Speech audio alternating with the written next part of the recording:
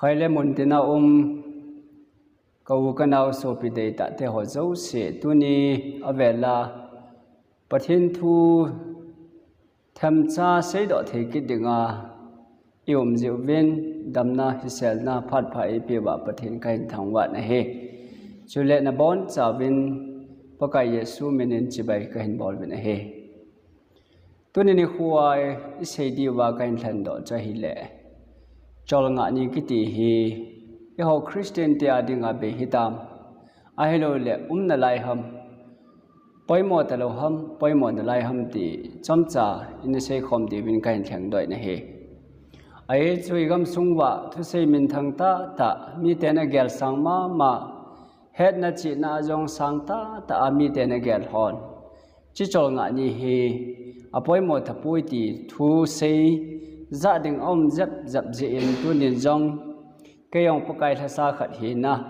Bible là thu kisun họ xây phùng khát cái hiền gia đình Bible in itia xây mong ngam ti hi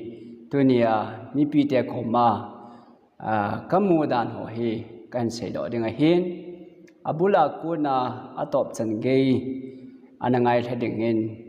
bác cái minin ka hin tem ben hi ole ho kukinam mi te ho hi ade in Christian te ho hi pila puten pathen na ta sanoven pathen ana ngai lu jiuven missionary mi phachom ta tam ta tom ngai ta ana umen te chon thing phung song phung ho hi lai ven pathen na mi man te ho ain solen pathen lung se na zalen Christian khát rong ihung hi đọ thầy tao vin cho họ diện rong pathen ni thang ba bên này cho tiếng lệ Bible rong và nuôi lệ sự mi tâm ta in anh ấy dấu lâu ama zat là năm mà Bible kile đọ này thầy lâu ông lại zin e họ kukinam mi te hon em họ zat dung zuyen pau em họ Bible kisim đọ thầy đinh in này tao vin cho dấu sẽ he pathen phat the bo na hi en eta bang Bible inei che ji win jong pathen ka thang vai na he ye chun Timothy thon ni na bung thum chang som le go ben pathen in a hai khuma le khabu thenga kisun chang se hi ki hil na ding ki pho na ding ki pui jang na ding chon phat ki sin sa na ding a phata hi ti in eina hil ta na hi ye chun hi che pathen le khabu hi e hoa dinga ki hil na ding ike pho na diu ike pui jang na diu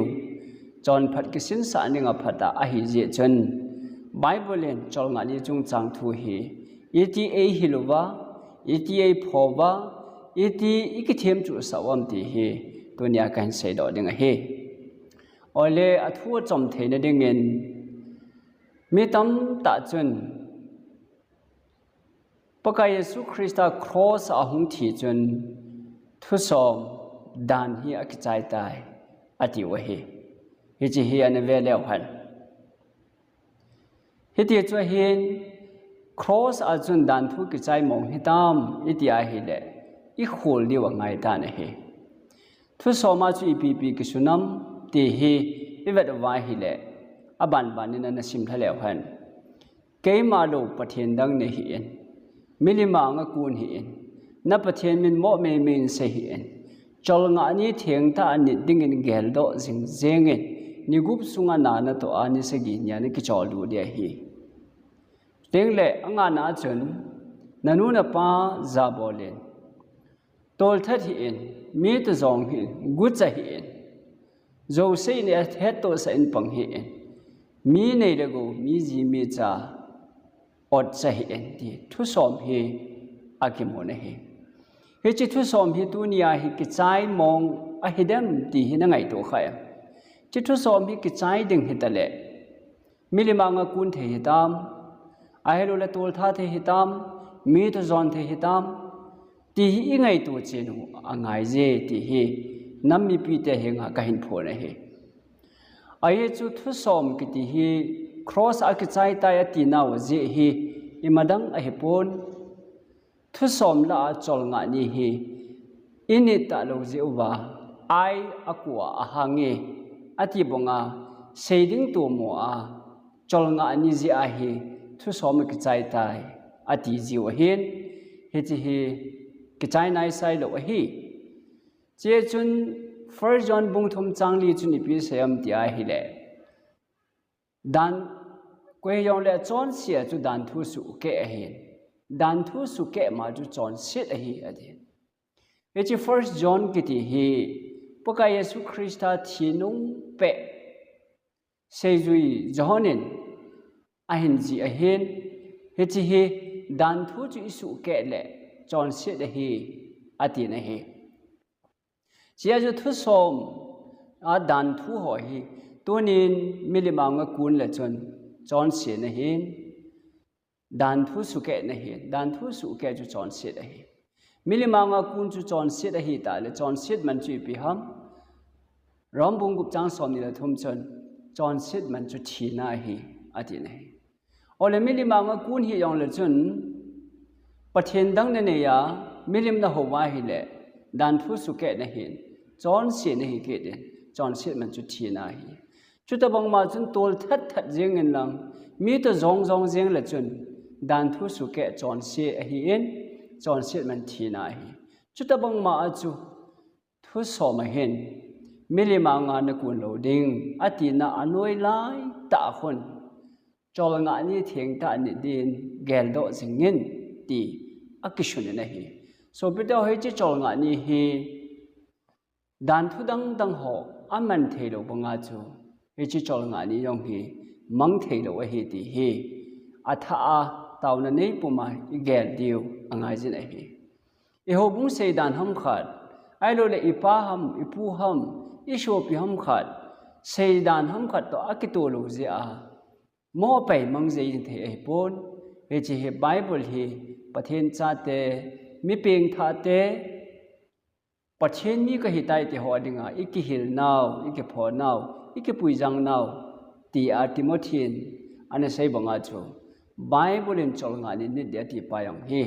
tu ni san ge yin aum jing na lai ji ti hi ka hin sei no ma he ole hi chi rom bung som chang li chu isim ki da hi le poka Yesu Christa ta san jo se chun chon phat na mu the na ding ba dan thu chai na hi ti om ji hin mi tam tan dan thu ki chai tai dan thu be tai dan thu pan om ta pui ati wa hi ai le chi dan thu ho hi chom cha ga se le han dan thu hi mi the mi ching hon anamu dan ane het dan ovin chili omen moral law akiti in khat omen civil law omen ceremonial law omen chuteng ta le hell law ti omen a he hichlai la chun dan thu ceremonial law kiti dan thu paka Yesu Christa versa na thil na ki bol ho chu he chi chu cross a khat be chu a he versa nan he chi ceremonial law kiti chu paka Yesu Christa khela kel ngoi no ana thawa ke thaina mai cham pum go thil tu an tu ho mi chon si khat in chon sit na nei ting ta le kel ngoi chon sit na bihil khat a hin kaya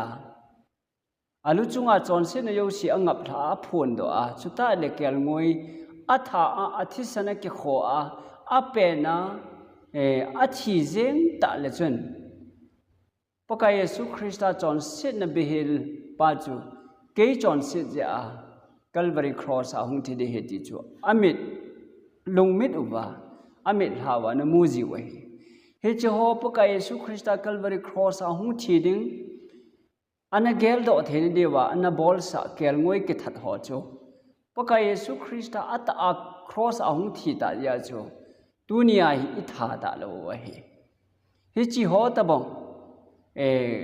kel ngoi ke tha ho cheptan ki ti ho good ki man ki ti ho hi cross a chu ki hen be a hen he cho ho bu chu paka Yesu in cross a chu ana khat be a hi ama wang chi 10 commandment thu som ki ti hi iti la ya yong mang the lo ding a hi ti hi tu ni nami pi te hon i ha de win kan phung do no me na he he chi ki chen de wa he the ne de wen Deuteronomy bung som thum la khat chang som ni le li chu isima hi le Mose in dan thu asunin le khabu khada asun do ati na hi Mose in dan thu asunin le khabu khada asuni akiti chenamel chi ben lang chuban le Exodus bung som thum la khat chang som le ge la chun Mose in Sinai thanga thu som galan hi chi thu som chu Pathenin ama khut zung monga sut song phenga kisun heti akimuke de na he khale chichu he them thene devin Sinai thanga kila dan thu chu song phenga kisun hen pathen khut zunga kisun he choteng ta le Mose dan thu sut chu Mose na sut hen lekhabua kisun he hi chi lekhabua kisun chu Kolosa bungni chang som la li in ahin se eho cross a khat be hi tai ati chai hi chi cross a khat be chu song phenga ki sun pa cha hi pon le khabua ki sun pa yo cha hi ti hi ingai to diu I het chen diu ka dai jena he ole kolosa bungni chang som la li chun EPS yam dai le so le e do da lu ba ichung wa betna lekha sut batna lekha kisun song phenga kisun hilo lekha kisun vichi lekha sut chu thing pela thing kela akhat be tha asu be hi tai ati nahi dan thu lekha kisun chu cross a chu khat be hi tai ati zo hi dan thu song phenga kisun chu ati pu nahi vichi I her khan diu ka de nahi che chun thil zo se he het na tha samjin kami te amang tha jiwe ati nahi Hosea bungli changbu bachun kami te het na tha samjin amang tha jiwe ati ipi het na tha samji ham te noi chu sim su a hi le dan thu het na tha samji wen ka pai mang de nahi ve ati nahi ye chu ka so pi de ta ule naw mun te na kanami pi te ho dan thu ki chai ki ti chu Mose le khabua kisun ceremonial lo chu akichaitan ama wang thusom pathenen ama khut zunga asut chu akichai poi ti he iphun dot no mu chu he chi ye chun jacob buni chang som chun ipi sayam ti a hi le mi khat to wen dan thu abon in kadine ti hanlang khat pen kisumo tale abon chu chunga thimo changa hi tai ati na he dan thu chu zem sipa hel sakhat man tha sangin van le man abai joy ati na hi lu bung som la gup chang som la segia chia chu hi 10 commandment ki ti pa hi zem sipa khat mang lo de hin amang e ati ji pau he a het them lo je wa se o hin Mose le kha ki sun dan thu yo chu mang joy he ti hi I sei no mu athang pi khat chai hi ole ichi chol nga ni hung lut kit lew han chol nga ni kiti hi mang mong hitam poimo tal hom I ho dinga a poimo khe jeng ne hi I sei ma bang win thu so ma chon omen tunia mizong chon sit a hi na lai bangin tol that kiti ai lo le gucha kiti chon se hi na lai bangin milima nga kun chon sit a hi na lai bangin Cholnga ni su ke yong hi chon sit choi hi ye chun poka Yesu Krista hin hi chi cholnga ni kiti hi mi hema dinga kishima hi tin jong in hil ve na hi tu lai gam sung wa mi tam ta in cholnga ni kiti hi seidan ja chom in a sei ji ben abang le Israel te adinga kishim he ti ben abang le hodin poimo ta pui yong ati ben ahin la tunin paka Yesu Krista dong lew han mak bung ni chang som ni la sagi chu sim lew han chuin Jesu na don bodin chol nga ni chu mihem dinga kisima hi ati he mihem dinga kisima hi ati le gan cha ho ai lo le thing phung song phung ho de kisima hi pon mihem te ho de kisima hi ti hi akichen ma jing ne hi ole chi chol nga ni hi itia hung ki shem pan ham itia pan ham itia hi le mi kim khat chun chi chol nga ni Israel te adinga kisema hi Israel te adinga hi bobe ti hi kit na hi e che chol nga ni ki ti to sabat ki ti yong hi tha khat hi ti hi I het devin I hello lai khat le kan sei do nom kit na hi sabat ki ti to chol nga ni hi ani kho tha khat hi ya chu Israel te adinga kisem mong hinam ti chun ve le han Genesis bungni chang khat ap chang thum chu sima hi le pathena thil sim zo se chu achai su tan hi chini sagi ni chu phathe abu in asu thengin amayam akichol du na hi ati na hi hi chi Genesis bungni a hin Adam le Evi bo mi hem ahin alai thonin koi ma sa vanoi le sin amidang om nai pon amani Adam le Evi chun pa pathin to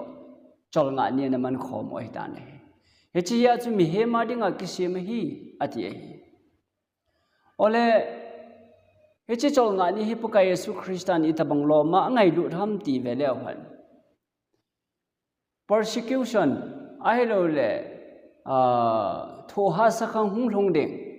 Christian te ki su boy na hung thong ding chuteng le gan le to la exam na diu pha dong hung thong de he ti in Matthew bung som ni le li chang khát akon chu isim su ai le imu vin he he chi tho ha sa khang hung thon tinga gal na jam ting jong le am dan chu ka thi nung ting jong le ha sat gan the na gal jam na nei di o hin chini ting jong le chun na jam na diu chu phal bilai a hi lo le chol nga ni sabat ni a hi lo na dingen tau vin ati ti jeng a hi pakai su hin Galzam na ding kisana yung chol nga ni hi aphal lo hi sabat ni hi pakai sun chi chol nga ni hi phatta cha nit dinga e dei sa o he ti akiche ne na hi ole mi kyum khat chuni pi sai ke tam ti a hi le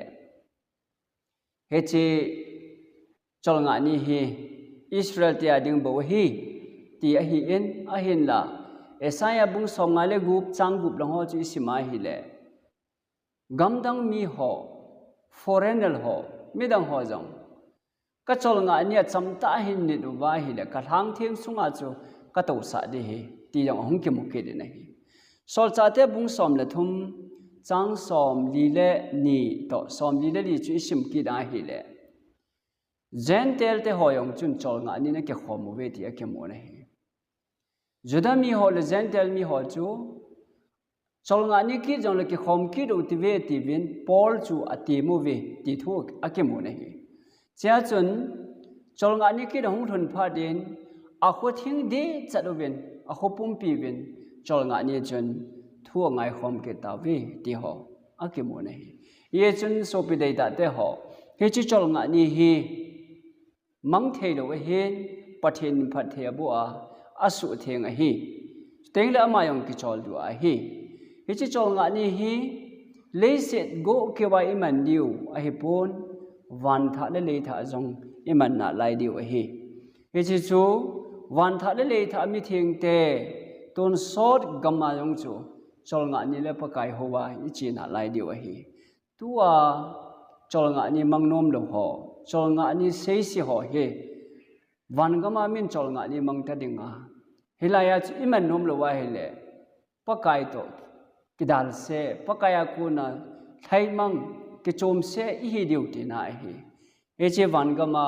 van tha le tha chol nga ni iman na diu Bible chang cha hi le Esaya bung song gu le gu chang som ni la ni som ni le thuma chun isima hi le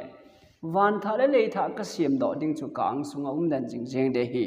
atin he chia chu tha tha se hi le chol nga ni sim chol nga ni se le che bai bo dinga mi te ho chu hung dinga hi ve ati na hi ya chun hi chile se a chol nga ni man dinga hi pon van ga ma jong van tha jong le tha jong sabat chol nga ni hi pathen cha te Krista hu hing chang te mi peng tha te ho chun van ga mi thun te ngo jong le chung langa chu sabat chol nga ni iman na lai diu hin hi ya chu Vanami ten ti bong le mi ten bol hana ti bongin e ho yong tua hi pakai Yesu Krista nungzu hiu le chol nga ni hi apoi mo na lai ji ti chu kahin sei no ma hi sie chen ko kan autte ho he na tha samji in mi te ho lam di lo wa chi ti hi adi ma jengin chol nga ni hi hoya hung ke pan ham ti sei tawin ai le hobung hi tulai hobung ni ke tan hobung pa ka Yesu Christa phu do chu Jerusalem a ke panin he chi Jerusalem a hung ke pan hobung Pentecost ni a thagau thi hung chang ho hobung ho chun chol nga ni man o he sabat ni man o he tu ni hin chol nga ni mang hobung hi na tu ni ai chol nga ni pa ka Yesu Christan gal zam na dinga yong adei lo ho chol nga ni chu ingai lut hinam Yesu Christa ka ngai lui ti jo sen chol nga ni man te angai jin a he a chai na dingen mekim khadin pan sa na anei kidovin pathenen Abraham ko ma chun chol nga ni sabat na ni de ti thopi anei poi ati bin a he chong hi pan sa na thing lo hin Epigenami ti ai hi le Genesis bung som ni le gup chang nga chu sima hi le Abraham hin ka dan thu zo si ka thupi zo si ka chon dan zo si abon che ke yen anit bu hing so ke yen ti Abraham chun pathian dan thu ho pathian thupi ho pathian chon dan ho chu hoi ta in anit so ke ye ti aniki sulam ta na he ye chun he chi 10 commandment hi sinai thanga hungkila pan jong le ala ma sanga pata pathian dan hi ana pe he dai ti hi igel do diu kano me na hi e ho ku kinam mi te jong hi dan written in nei po be na hi e pui pa te ho ven i dano chu cha te ho an se son pi in abanin cha te hon se son sonovin dan chu inei ve na hi amamang written inei lo hi chi idan pau chu isu milta je wa chu tua hi written in nei ute in ti wa hi Israel cha te ong chu Adam chila akona chu pathin dan anapi a hitia chu dan a hin zui wa Egypt gama hi soa lut phat wa kumzali zen soa phat wa hi adan ho a hai meluwa milim a ho wa chol nga ni mang thei talo am phada chu pathenin Mose le Aaron mangcha ga pui do sa hi hichen pui do a chu pathen dan ho chu a hin hilkit a hi an hilkit a Sinai thanga thun masang ba jong chu Sinai thanga thun hi Exodus bung som ni a hin Exodus bung som le gu vela Sinai thanga Mose in dan la masang chun gamthip gama chun mana pathin na pitan hechi mana chu api lai chun patheni Mose ko ma sei pe jingni kho khu chol nga ni hi dinga hin ye chu ni gup sunga no hon chang la chu ni khat daya ne kilo dingo ni sagi ni chol nga ni wang le mana khilo de hi ye chun jinga ding to go min kilo vin ti ho an sei doi na hi sia chun Sinai thanga thu som kila ma sangin jong chol nga ni chu ana phung do ta na hi ka so pi te ho chi na ngai tu khau bang ya chu chol nga ni theng ta a ni ding in gel do jing jemun ati jong hi na ngai tu na om kha le na gel wen lang I her kha lo khat chu ki gel do thei ji lo hi I her sa khat chu gel do jing jeng ding ti na hi I her lo khat chu iti ki gel do thei dem remember ati hi sa pa wa chu remember iti teng ta le Masanga ina her khasa ina thei khasa ina mu khasa chu remember gel do jingen ti hi I thei khasa her khasa lo chu ki gel do thei lo hi ye chu ni dang lai jong Israel cha ten sabat ana man jing jingo so a atan phat wa kumzali zen kumzali mei hi lo hi e ho mi te generation isim bai le Christian hung hi now hi kumza khat ham wal be ba hin lai jin ai lo le yung chen lut now kumzani ham khat wal be bahi chika yong hi na satta ai tha dai o hi amawang Israel te chu kumzali hi ven kumzali sunga chu ana su mil de lo hi ya chu an pui do a chu Sinai thanga chu retana thu som chu chol nga ani theng ta ni dia ka sei chu gel do jing jeng u benati masanga na sei pyo chu gel do ki do bin ti na zo a hi chi ja chu chi chol nga ni ki ti hi pathenin akhanga Genesis buni akuna ai ni sa he ti hi igel do zo diwa hi yesu pathian mi te ka he ti ho chun chol nga ni hi agel kho de ngai zin hi hebrai bungli chang ko chun he chi ye chun pathian mi te dingin chol nga ni a ki chol nga na om jing na lai ji a ti na hi chu ti hi ya chun ka so pi de ta te ho chol nga ni ki ti hi apoi mon na lai jin a tho do ni hi nang man kho na sa pha na sa na dia le na ni the hi nai a hi la chol nga ni hi pathian thu pi hin ni te te ding a hi ka neu lai jin ka thu sim neu khan se lang ka pa te ka nu ten sunday ni hong thun se le tu ni hi chol nga ni hin thing sunga na ka lo diu chu teng ta le cham na choi lo diu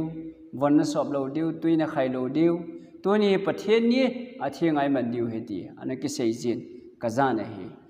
ke al ha chunglam si hon za su ke diu ka ta san na hi he chi chol nga ni chu phat ta ni ding ti hi thu pi ene ki hi lo hi ai la phat chom khat hong chi in ipi ti tam ti le chol nga ni hi lo chu in head o ta win pakai thagau thing ki thopi na za den bible jong i hin nei ta ji o chun chu phat chun chol nga ni hi po ye chi hi a hi ta po ye ti amin an head o phat chun sei the dan danin hena chu chol nga ni chu hi lo pi chu sunday hi jong le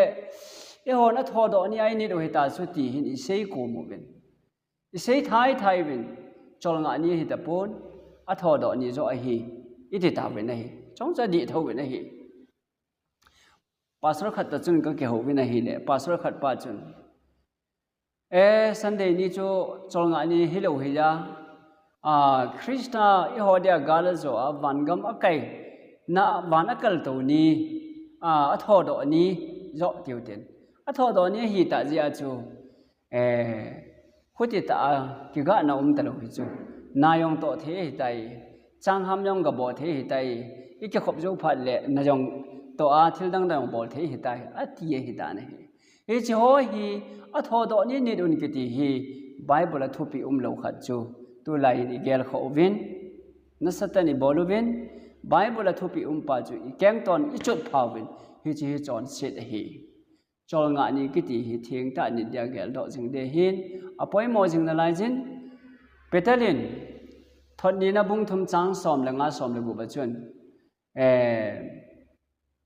thu het ha sata ta thu tam ta omen chi chu milung thom ho le milung koi hon pathian thu dang dang angai koi ji bin am ho le am ho ki sumang ji ve ati bongin pathian thu hi la koya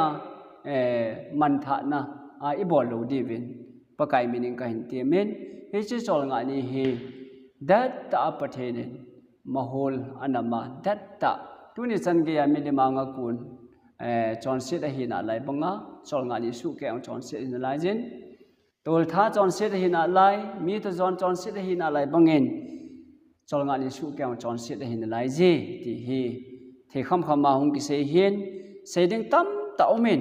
mi yong le tu nia ding en hi chan chun chai u ti vin pakai su christian jong ke ma hi dan thu su manga hung in nei ngai to hi ven dan thu su bol da hung ke hi izene mitele dan thu zem si pa his khar man tha sang van le aman bai zoi ati hi iti ho hi koi ta bong a het him nom deu het be nom ne hon anoi langa comment section langa jong ikido to theiwa steng ta le whatsapp la dunga jong inbox ai ke ho theyo a hin alai ji pathian thu chi hingjing le na tong ha de hin chol nga ni mang theilo ding jang ke ding wan tha le tha jong chol nga ni iman na lai di wa hi zin pakai mi ka hi